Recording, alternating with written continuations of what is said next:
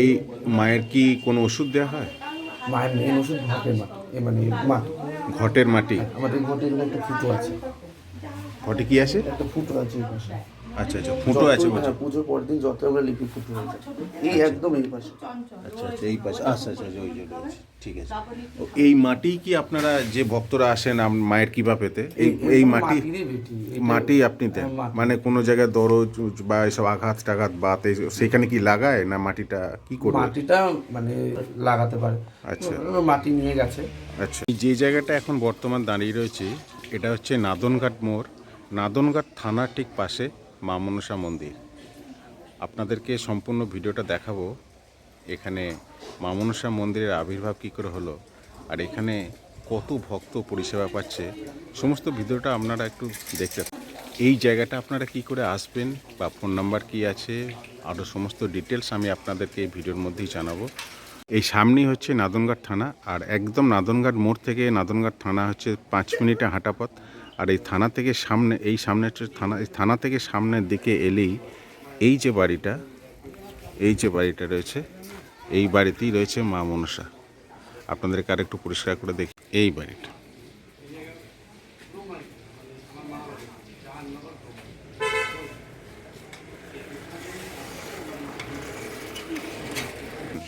আমার নাম তন্ময় দেবনাথ। আচ্ছা, এই জায়গাটার নাম? এটা হলো নাদনঘাট মোড়, নাদনঘাট থানার পাশে। আচ্ছা, মানে আপনাদের এখানে কাছে রেল স্টেশন কোনটা? সমুদ্রগড় স্টেশন। আর একটা কালীনগর? এটা কাহিনগর। কালীনগর থেকেও কাছে আসা যায় তো? হ্যাঁ, কাহিনগর থেকে ওই ব্যাপারে গাড়িটাই থাকে না। আচ্ছা, কাহিনগর সমুদ্রগড় থেকেই সোজা হয়। সোজা মায়ের কি নাম? মনসাই, নর্মালি মানে মনসাই, তবে ওই ওঝা ধনন্তরী নাম আর কি। এখানে ওঝা ধনন্তরী। ধনন্তরী, ওঝা সুন্দরী বলে, যেহেতু ধনন্তরীটা সবাই উচ্চারণ করতে পারে না। আচ্ছা, এই মাকে আপনি কিভাবে পেলেন? পেয়েছিলাম বলতে নর্মালি আমরা, আমাদের বাড়িতে মনসা পুজোটা হয় না। এবার ওই 6 বছর আগে আর কি, ওই আমরা শ্রাবণ মাসের সংক্রান্তি, আমার মা বাড়ি ওখানে ওই ব্রহ্মাণীতলা, ও খুব জাগ্রত মন্দির ওটা, ওখানে পুজো হয়, আমাদের বাড়ির সবাই পুজো দেয়, ওখানেও পুজো দিয়েছে। তারপরে বাড়ি এসেছিলাম দিয়ে, আর তখনও কোনো প্রবলেম নেই। এবার শ্রাবণ মাসটা শেষ হওয়ার ওই তারপরে সংক্রান্তি যার 3-4 দিন পরে হঠাৎ আমি নর্মালি একটা মানে একটু সাপ টাপ, তারপরে আমার এই গেটটার বাইরে এখানে একটা আর কেমন 5 মুখী সাপ, এমন একটা মূর্তি একটা দাঁড়িয়ে রয়েছে। আমি এরকম অনেকদিন দেখেছি, এবার অতটা গায়ে নিইনি, যেহেতু মানে একটা জিনিস বারবার দেখলে ওই স্বপ্নে আসে। এরকম একটা বাচ্চা মন হাতে আর কি বিষধর কালো সাপ আর বিষধর কালো পদ্ম নিয়ে ঢুকে পড়েছে হাসতে হাসতে, এবং ধরেছে আমি কি, তখন বলছে যে আমি ওঝা ধনন্তরী, আমি অনেকদিন বাইরে ছিলাম, আমার পায়ে ব্যথা হয়ে গেছে, বসে পড়েছে। তারপরে এবার সবাইকে স্বপ্ন দেখিয়েছে বাড়িতে যে পুজো দিতে হবে। এই মায়ের কি কোনো ওষুধ দেওয়া হয়? মায়ের মেন ওষুধ ঘটের মাটি, মানে মাটি। ঘটের মাটি? আমাদের ঘটের একটা ফুটো আছে। ভক্তরা আসে তারা কি মানে কত পয়সা নেওয়া হয়, টাকা পয়সা? এসে তো আমাদের বাড়ির ঠাকুর, এখানে কি টাকা নেবে? এবার ব্যাপার হচ্ছে এটা তো বারোয়ারির কমিটি ঠাকুর নয়, যারা আসে তারা নিজেদের মানে কেউ 1 টাকা, কেউ 11 টাকা, যে যেমন সামর্থ্য সে দেয়। যে যা সামর্থ্য সে সেরকমই দেয়। হ্যাঁ, এবং সেরকম রাখলে ঠাকুর সারা মানে তাবিজ মাদুলি কিছু লাগে না? কিছুই লাগে না, শুধু ঘটের মাটি যথেষ্ট? ঘটের মাঠে নর্মালি ডাকে, এবং অনেকে দূরে, সবাই তো আসতে পারে না। আচ্ছা, ডেকেছে, সারা পেয়েছে, ওখান থেকে হয়তো অনলাইনে আমাকে টাকা পাঠিয়েছে যে একটু পুজো দিয়ে দিও, কত পাঠাও, যে 11 টাকা পাঠাও, বেশি পাঠাতে হবে না। অনলাইনে পুজো দিতে গেলে তো ধরুন ফোন নাম্বার লাগবে কিংবা স্ক্যানার লাগবে। আমি স্ক্যানার পাঠিয়েছি, মানে তখন তো সেই রকম ছিল না, কেউ দেখেছে, প্রার্থনা করেছে, তার হয়েছে, দিয়ে বলছে ভাই তোমার একটু স্ক্যানারটা দিও। বলছি কেন? বলছে আমি একটু মায়ের কাছে পুজো দেবো, তুমি দিয়ে দিও, আমাদের বাড়ি অনেকটা দূর।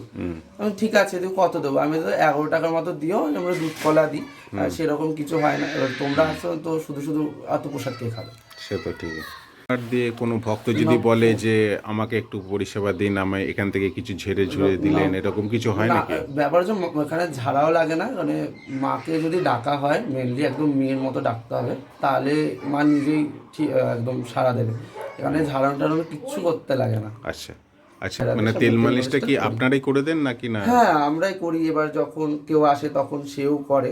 আচ্ছা, যদি কোনো ভক্ত আপনাদের পুজো করার পর আসে তাহলে সেই ভক্তটা সে নিজেই পুজো দেবে এবং নিজেই সব কিছু ব্যবস্থা করতে পারবে, এটা কীরকম?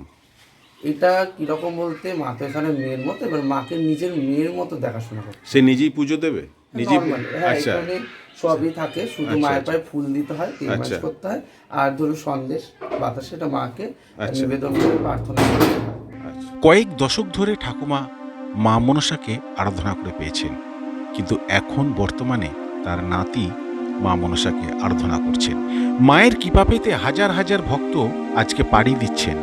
সামান্য একটু ঘটের মাটি আপনার মনের বাসনা পূরণ করতে পারে। ঠাকুমায়ের নাতি অর্থাৎ তন্ময় দেবনাথ, ওর ফোন নাম্বার আমি ডেসক্রিপশন বক্সে দিয়ে দিলাম।